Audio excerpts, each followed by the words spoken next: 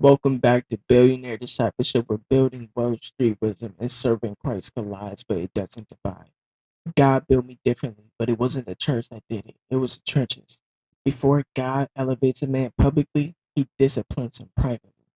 So in James 1, 2 through 4, count it all joy when you fall into trials, because pressure builds patience, and patience builds maturity. That was my last little street translation into it, but we're gonna go ahead and dive right into the episode. Today the episode is called God Trained Me in the Trenches on Purpose. Trenches to triumph, God built me differently. So like I want people to understand like sometimes you really gotta go through some things that are crazy, some crazy scenarios, life or death, whatever the situation may be. But God would definitely use that scenario to bless you in the future, or bless you with knowledge in the future, or bless you with discernment in the future. And I'm trying to paint a straight perspective of that today from my past. And we're going to go ahead and dive right into it. So, the reason why I picked James 1, 2 through 4, this is the NIV version.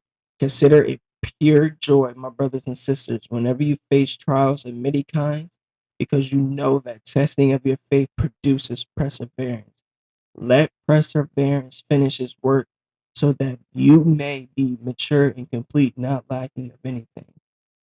So it's pretty much saying like, yeah, you gonna go through your junk, bro. Like I'm gonna keep it a buck with you, bro. Like I can't even tell you how much me and my for one, just me and my folks went through growing up, the struggle of that. Me and my wife, what we went through raising a young family.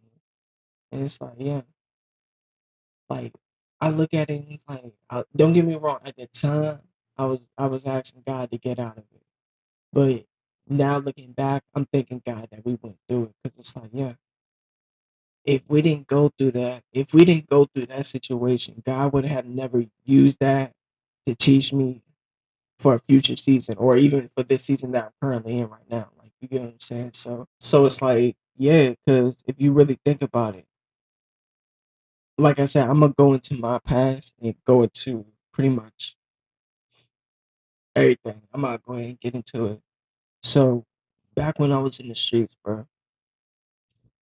it's a crazy story. Back when I was in the streets, I ain't gonna name no names, no events, no places, none of that. But my man's had got a new place, and we was chilling over there watching TV, just chilling, bro. And the plug was like, "All right, bro, I'm gonna pull up, bro." So he pull up, bro, and he brought his mans, and he brought two of his men. One of his men I knew, like I was like, "All right, bro." The other one, I was like, I don't know, bro. I heard some stories about Cuz, bro. Cuz a wild dude, bro. Cuz a wild dude, bro. I don't know. But we was chilling, bro. He rolled up, bro. We smoked, bro. We was all chilling, smoking. Then at the end, right before he had pulled up, and he was packing up, getting ready to go, bro. Mind you, bro, this is the trap, bro. But like we had straps laying all around the place. Like it was like a baby nine up on the table. My man had a 40, and then it was what was it? A 40 cal Glock that had a 50 round drum in that joint, bro. And that joint had all hollow tips, bro. Like yeah, bro. Like that joint was like some serious weight, bro. So we just chilling, bro. And my man, he grabbed as the plug leaving, the one dude sitting across from me.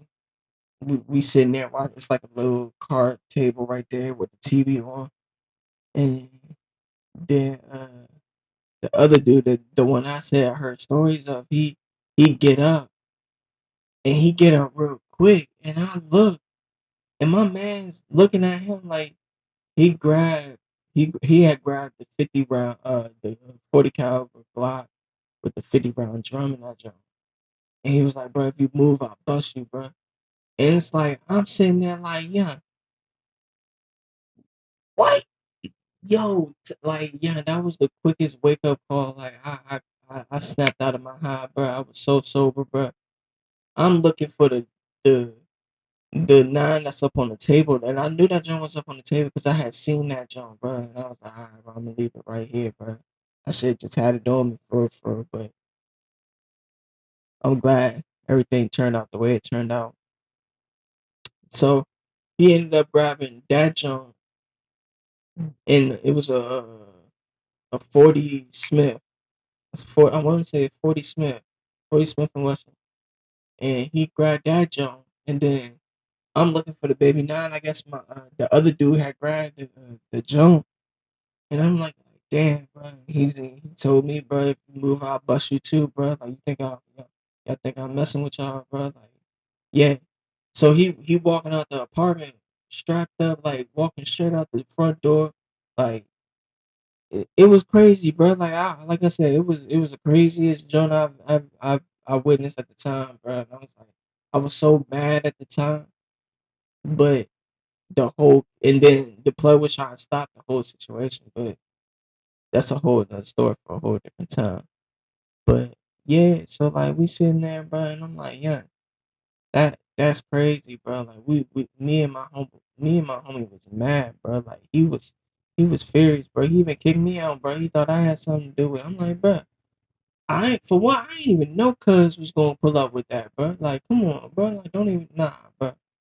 So we ended up chatting up the next day and some stuff like that. So yeah, but the reason why I'm telling that is because I want people to understand, like, bro, the history of all of that to where I am now, and that's where it's really fire because like the streets don't test your courage; they test how fast you're willing to lose everything, bro. Like one, I could have just got up, bro. Like I said, that joint had 50 rounds, bro. Like all he had to do was click, bro. That joint would have one in the head, everything, bro. All he had to do was, I know what it had, bro. Like, there was some hollow tips, bro. Them joints would have pierced my body like it would, and I knew bro. I knew cuz had to, I knew he didn't have, he was willing to do it, bro. I'm gonna keep it a buck with you, bro. Like, and the craziest thing about that whole situation, two out of the three dudes out of that is dead, bro. And it's like I'm not even wishing death upon them, bro. Like to be real with you, I still wish they was alive, bro. I still wish they could have had change or something like that. Like don't get me wrong, they could have been doing the same thing, but what if God gave them a second chance to change that? Like that's the type of building that I'm in. And that's the type of situations that I would love to see people go through. Like they could have had died, but God. Like you get what I'm saying? They could have had went to jail, but God. Like they could have had got robbed, but God. They could have had lost their family, but God. Like that's the situations that people got put into perspective, and that's why I started this episode off with James 1, 2 through 4, because it's like you gonna go through all of that adversity, but you gotta consider it pure joy. Like maybe at the time it's gonna be hurting you, but I guarantee you, bro, in the future, you're like, yeah, God, you really did something in that, bro. Like, I ain't even gonna sit here and hold you. You really did something in that. That's why I love Psalms 144, verse 1 in the NIV. Praise be the Lord, my rock, who trains my hand for war, my fingers for battle. Like, that's the thing. Like, he's gonna, he's gonna take care of everything for you, bro. Like, he gonna take care of it. Don't try to get revenge on your own, bro. And like I said, I don't think death should have been in either of those young men' vision. But at the end of the day, they chose their own destiny. Like you get what I'm saying? You playing with sin, you gonna die. Like same thing. If I was still in the streets, I probably would have had died, bro. Keep it a buck with you, bro. Even still to this day, bro. Like people could come back. I tell my wife all the time, bro. Like I definitely plan on higher security, bro. Like y'all tripping, bro. Like you think I'm trying to touch $100 billion, bro, and somebody ain't gonna come get me, bro? Like I said, it ain't even about the money, bro. It's more so about the resources that I can help with that type of money. But like, people ain't gonna look at that. They gonna look at me like, bro, cuz got that bag, bro. Yeah, I want what he got. Yeah. So you think I ain't gonna hire Navy SEAL people, bro?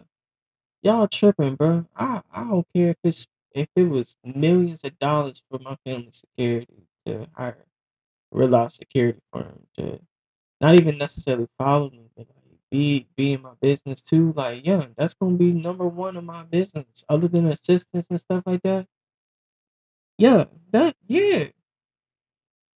But it's not even about being scared or anything. It's about having discernment because discernment kept me alive in the streets, but wisdom keeps me alive in business. So it's like I'm not about to try to sit here and make legal money in business and not think about the discernments that I had from the streets. Like that's why I pretty much go into this whole episode because you gotta think about it. Like God will use that type of discernment from the streets to apply it to business wisdom. And people like, bro, how can you put that and that to wisdom? It's like, bro, you gotta think about it. If I can, if I didn't know something like that was gonna happen in a situation like that, and I'm in a business situation, and then that don't happen as the way I thought it was gonna happen because I knew the guy wasn't gonna be a right dude. You gotta think about what that's gonna do 5, 10, 15 years in the future. Like that's where people really get it all mixed up at. And it's like you could definitely use that type of use that like like how I just told you about the whole street situation. All right, I got another story right here, bro. So I was buying a whole ended up buying a car from the auction. That junk ended up having rust all over it underneath, bro. Didn't even know until like 3 months after. Spent like 2,500 cash for that junk. I was like, all right, bro. That was an L, bro. And at the time, I was trying to get my real estate license. I was like, all right, bro. Like, all right. I passed the exam. Already did my course. Passed all the exams first time. Like, just flew through the jump, right? And I didn't. After all of that, I then was like, all right, bro. I gotta get me a car. So after all of that, I had got a car. And then that's when I had found out 3 months later. So I was like, all right, I gotta start saving up. I'm working at Amazon, bro. And I'm working at Amazon, bro, making I don't even know how much I was making at the time off the top of my head, bro. But I was barely making it, bro. I had to work an extra day, do Instacart. Like we was doing a whole bunch of other stuff, bro. So I ended up saving up $1,500 for a car. All right. So that was the same amount of money I could have had used to go get my real estate license and then eventually got a car, but God was like, nah, bro, you gotta take care of your family. You gotta have discernment about this whole situation. Like if you spend the money on this, you might go a few months without this and this and this. Like, all right. So I was like, all right, I gotta get a car. So I ended up getting a car, paid 15. My mother found a dealership. I was like, all right, we're gonna give it a try, bro. She was really trying to help me get a car. She had got a better job. She wanted to help me and everything. So um so we went to the jump, paid $1,500 cash for the jump. I was like, all right, what happened? This is a week after Christmas, before the New Year, but a week after Christmas. Well, not a full week, a few days after, like 5 6 days after Christmas. So end up paying for the car. The dude gets in the car, gave us a whole bunch of hassle about the car, this and that. Come to find out, bro, cuz didn't even register the car, bro. Like he kept giving us 30-day tags for the last 6 months. It was like, bro, my mother was like, bro. And then he ended up going out of business, bro. And I knew the whole situation was janky from the start, bro. Like I knew it, bro. Like I ain't even gonna hold you. The Holy Spirit was like, yo, this dude janky, bro. Like, don't get me wrong, you might get a little bit of money worth out of this car, but you know this joint ain't gonna last you long. So I'm thinking in my mind, like, bro, I don't know what I gotta do, but the whole after the whole situation, God really ended up blessing me with a car, a really well SUV for me and my family, and that was a blessing right there. But that's the whole discernment that I'm trying to say. Like you can use that street pass to discern into business future. Like, you get what I mean? So it's like that's where faith gets loud when options get quiet. So I want people to understand, like, your faith is going to get loud. Like, you ain't got no options, so you gotta have faith. Just like I was having the whole situation about the whole car. Like, I didn't know how I was even gonna get out of that situation, but God was like, "Look, bro, I'm gonna bless you. Just have faith. Just have faith. Just have faith." So I'm like, all right, God, I believe you, bro. I believe you. And then that's um where I got Matthew 6:31. So do not worry, saying, what shall we eat? What shall we drink? Or what shall we wear? For the pagans run after all these things. Your heavenly Father knows that you need them, but seek first his kingdom and his righteousness, and all of these things will be given to you as well. So I love that. I love that passage because it's like, yeah, you gotta think about it. God is really gonna bless you as long as you seek his kingdom first. That's that's all he asks. So that means when you wake up in the morning, first thing, God. First thing you read, God. First thing you listen to, God. First thing, first meal you eat, give it to God. Like, you get what I'm saying? Like I tell my wife, I got this from Mike Todd, bro. I have daily communion every day, bro. Bro, I, God, Jesus said, food is bread. I mean, bread is his body, wine is his blood. So why can't you substitute? It don't necessarily gotta be in that necessary in that nature, but at the end of the day, God just wants the relationship. God just wants you to know, all right, he's gonna put me first. He's gonna do this for me. I can trust him with as much as I can trust him with because he's gonna put me first. So like that's where I go into like I said, I constantly have to keep my faith in God because it's like that's why I said the trenches traded me on my purpose and like it really became triumph at the end of the day or at the end of the season or looking back because like I can use all of those business lessons, all of those. All right, bro.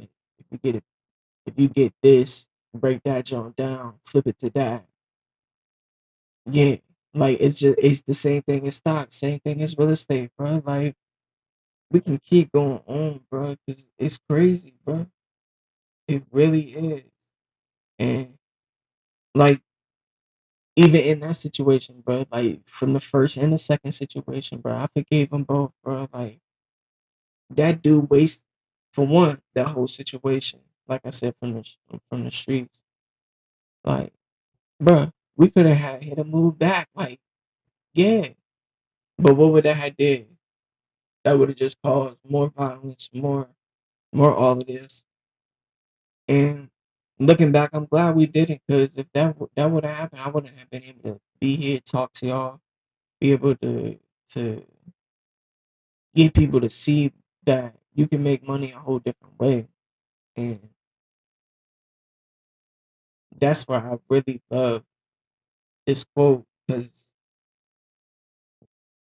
well, I love the understanding that I had that the old me would have handled it a different way.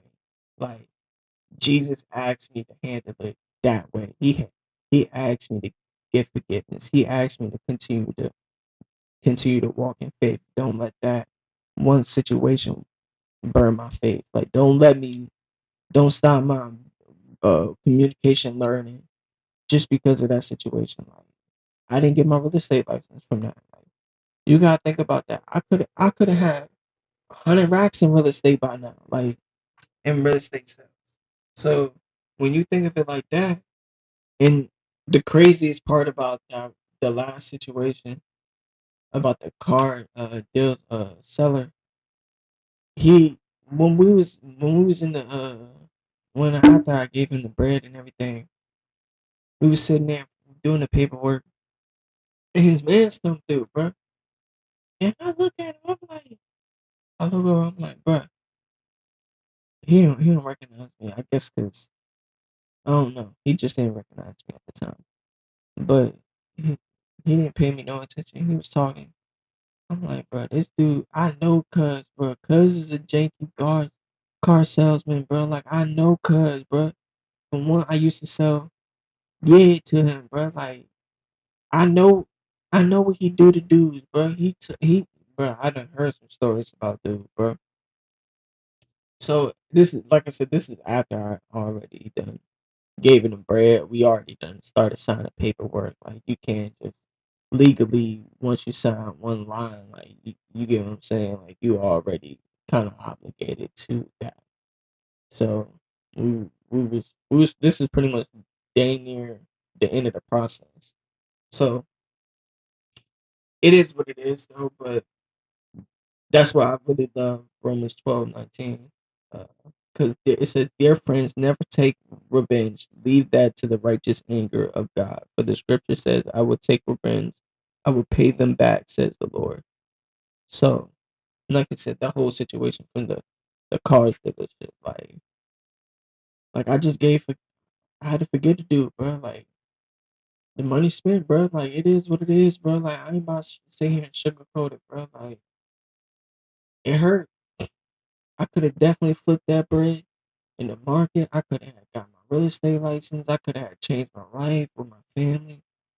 But God really ended up using that whole process to teach me forgiveness. Cause I wanted to pull up on him, bro. I wanted to pull up on him and do him dirty, bro. I ain't even gonna say in front, bro. But I was like, bro, what's that gonna do to your faith? Like, you can't keep moving like that. You can't. For one, you can't even keep thinking like that. But the fact that the fact that you ain't act on it, I still love you. Like, like God's still gonna, but like people think like, oh man, like I can't have that thought. Like, bro, you will have that, bro. You from the streets, bro. Of course, but the enemy gonna plant that thought into your head, bro. It's about you removing that thought from your head. You not acting on that thought. Like, that's the whole key about faith. Like, you just gotta keep having faith, keep moving, bro. Yeah, you gonna have doubts, bro. You think, bro. I can go into so many business people who think that they can get through this life without faith, or be at their low and be like, yeah, I gotta have faith in God, and they ended up flipping the switch, and then God ended up really blessing them at the end. Like, that's the craziest part about it. So, and I love this quote from Mature Me, the Mature Me podcast. I think it was Rich who said it. But God doesn't need your strength; He just wants you to surrender. Like, that's why I love. That's why I love God so much, because it's like He's not asking you to be perfect. He's not asking you to be the strongest in this situation. He just wants you to surrender. He just wants you to say, you know what, God, I give it up to you, bro. I trust you. I'm gonna just keep waking up, keep doing what I'm doing, keep working. I trust you, and I'm gonna keep moving. And then He ended up blessing you in at the in the on the back end, like, you know what I'm saying. So it's stuff like that, like, and I really want people to understand, like, discernment told me the truth, but faith told me to let God handle it. Like, that's faith. God was like, just let me handle it. Like, the whole beauty of that, like I said, the whole car salesman situation. I thought I could use that 1,500 to get my real estate license, but God was showing me communication so I can come on here and talk to however many people. Like, you know what I'm saying, changing people's lives.